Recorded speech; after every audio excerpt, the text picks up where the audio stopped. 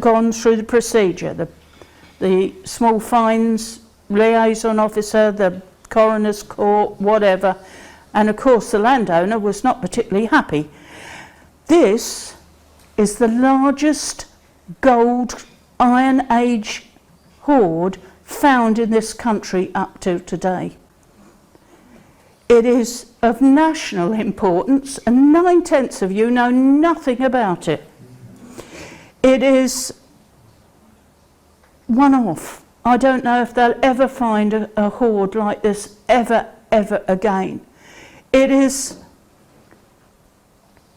consists of mainly one type of coin. This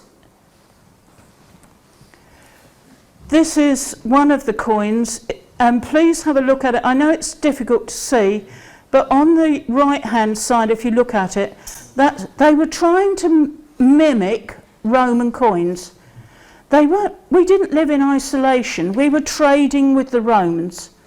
We also know that a lot of the people who were Iron Age living here, especially in the southern counties like Kent, Sussex, up towards Essex, were from the Belgic people. Now they had emigrated, if you like, or migrated I should say, in front of the Romans who were developing their empire. And we know today, don't we, people flee in front of war. They were, you know, the Germans are in the next town. You're going to take your children and get out of there.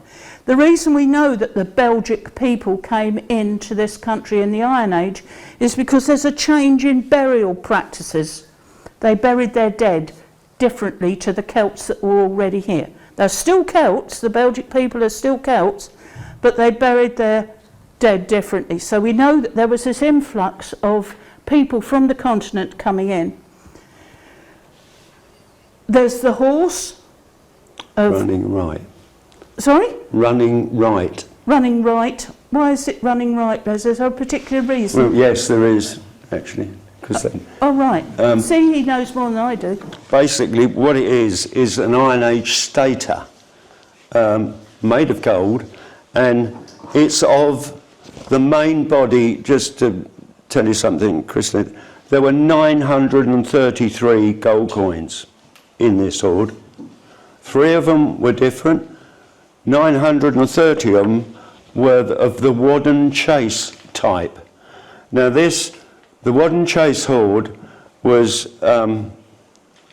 with the same coins, and then but they were first discovered in 1849. Now nobody knows how many of those coins, because in 1849 it was just a day out for everybody to go and pick coins out of the field. So they were dispersed. It's thought though that there were actually 450 in that hoard. Okay, the other 3 are different and more expensive. Incidentally, if you've got your brains on, each one of those coins of the Wadden Chase type, if you go to a professional coin sales person in London, each one of those you would be able to buy one of those for £1,300. Now you multiply that by 930, and this hoard is million, perhaps with his £1 million worth of gold. The other 3 are more expensive, incidentally. Wait a minute, let John put them on then. Right, now these are 3 different ones.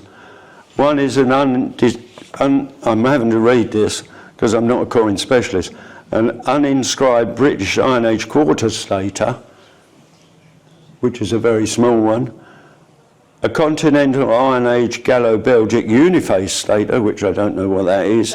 The one I do know is the Norfolk Wolf. Which is the next one, John? Yeah, with the next one along. And this is quite rare. John? To have one of those coins here is very special, really, because as it said, they're found in Norfolk, but I don't think they've been found further away from Norfolk with this one. So if you wanted to buy one of those 3, you're going to pay £5,000 each. for them. Now we're racking up a lot of money, and you can see how important this is. Right, I'll hand you back now, Christian. You Yes. can. I mean, the gold is important because obviously, depending on, I mean, if it had been found perhaps in the 1700s, somebody would have melted the whole lot down. And it had been part of somebody's wedding rings, you know, people weren't that worried. But this, as I said, fills a gap. The main problem with this hoard is it was not excavated in the first time. Right, the story goes that there was this chap was out bird watching, and he saw a buzzard being mobbed by rooks. I mean, birds will do that against a predator because the predator's after fledglings and what have you. And a feather fell to the ground. This feather, he thought, oh, I'm going to have that because it's a buzzard's feather. You don't come across those every day of the week. And he went to pick it up, and as he did so, there was a glint of gold in the earth. And he picked it up. He probably had to scrabble about because it was actually horse pasture, isn't it, Les? No, it was a cow at the time. Sorry? It was ploughed and cultivated. Was it? Oh, was it? I thought it was horse pasture. Anyway, so he picks this thing up and he thinks, well, where there's one, might there be more? So reputedly, he goes home, gets his metal detector and digs a hole. Now, most of you must be interested in history, otherwise you wouldn't be here. You've watched programmes on how they meticulously excavate stuff, layer by layer, trowels and little brushes and what have you.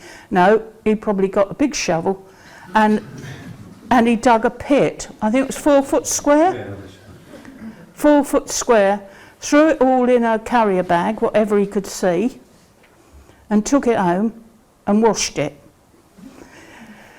Basically, he then told the tenant of the land, I've got this right, as haven't I? The eBay thing first. Oh yes, he put some on eBay. Be warned, if you put something on eBay, there is a branch of the Met, is it? Well, it's probably the British police somewhere. The police have got a special branch. They keep their eye on stolen antiquities. They belong to us, a lot of this stuff that is going out of the country, is being profited from by people who are unscrupulous. We all know, don't we, that any of you watched the British Museum programme last night, people, I don't know, they're very strange. We're avaricious. And some people are greedy, and then they're devious, and well, anyway. So basically, they noticed that this very unusual coin had turned up. So that alerted them. By this time, he's written this article, or with help, he's written this article, and there's pictures, and this treasure hunting magazine is out for people to see. So by now the tenant has been advised, and the tenant, who we also know who he is, has advised the landowner, and then whatever hits the fan. Because where is this stuff? So the police end up going to the house. At one point or another, I think he actually handed the bulk of it over. That was on the first time the police came. To the what police. he got. He'd handed over some of it. And then they come back, don't they? Well, they obviously, when they found this, the police were ordered to put a 24-hour watch on the place because he hadn't got it all. So the gentleman then decides he'll go back and dig some more, which was really sealing his fate, because the police caught him on the second day doing it, So then he was charged, obviously, and his wife was also charged because she was hiding some on the top of the freezer or the fridge. And it was then handed over basically to the authorities, which in this case was Chelmsford Museum and Colchester Museum, trying to do rescue archaeology for something that had been, well, if I use the word buggered up, by a spade. You know, it was just... So they were presented with this thing, that there's all this money, you know, gold lying in a field. They had to protect it and do it very quickly. And they organised 2 archaeologists from Colchester, plus my friend Dr. Mark Curtis, who's the Iron Age coin specialist, and he knows nothing about archaeology, but he's a very nice bloke. They went in and did the best they could to find more coins and the basket that they were in, because they were in a basket, and Christine will probably go and show you more things like that. Basically, we've got a situation now where I think there was 23 coins he kept back, were in the freezer. So there was all this ramifications, and then you've got a criminal act, if you like, it's theft. So we go to court, or they go to court, and he is charged and what have you. They confiscated his metal detector and they gave him community service. But by this time, the powers that be had rounded up what they could. Some of these coins were still in the dirt in a carrier bag. So everything gets taken to the British Museum Conservation Department. It sits there getting conserved. They have to get in an archaeologist to excavate the site to find out what else might be there. Because again, as you know, these things are buried with a body, in a box. Are there other things around it? What have you? So archaeology isn't quite what it was when I was young, where we had our own archaeologist for every county. They have to employ someone who's part of a business to come in. So they get 2 archaeologists from the Colchester and Essex Museum Service, and this Dr. Mark Curtis was an observer. So you've got 2 archaeologists and they examined the pit. They found remnants of what they think might have been an Iron Age bucket, but because of course this bloke had been in there with a spade and his hand and, you know, in it, it destroyed the evidence that most archaeologists would want, were more valuable than they look at gold, it's important. They want to look at it and where has it come from and all the rest of it. But they want to know the context, and they want to know when it was buried. And the biggest mystery, of course, is why is it buried in Baddow? I mean, we haven't got any Iron Age settlements around here, have we? Have we? We haven't. We've got, as Les pointed out, we've got an interest of a Roman homestead stroke villa in the village, but we haven't got any evidence of Iron Age, or have we? Can we go on, John, please? Oh, that's the one that is the Norfolk Wolf. Yeah. Yeah, with the stylised horse again. Okay, John. That's the fragments of what they think as the iron bands that would have bound a wooden bucket. They also found slight bits of glass, a piece of red glass. What that was attached to, nobody knows. There was also some sort of natural fibre, which might have been sort of leather, not fibre, a natural piece of something that might have been leather, which people used as handles and what have you, but also used as bags. You know, people used to store stuff in bags years ago. In fact, I've got my grandfather's watch chain in a leather bag that he wore when he went to war in the First World War. So that was a thing that obviously went on. So obviously they haven't managed to put that together to my knowledge. I've been in touch with the British Museum on numerous occasions. I can only say that they are very, very helpful. If you want any information, they are honour bound by the government to help you with it. That's part of their remit, that they have to help people with inquiries. So that's 5 of the status. I just put that in because that came from the magazine. Their pictures were much clearer than the stuff from the British Museum, I must admit.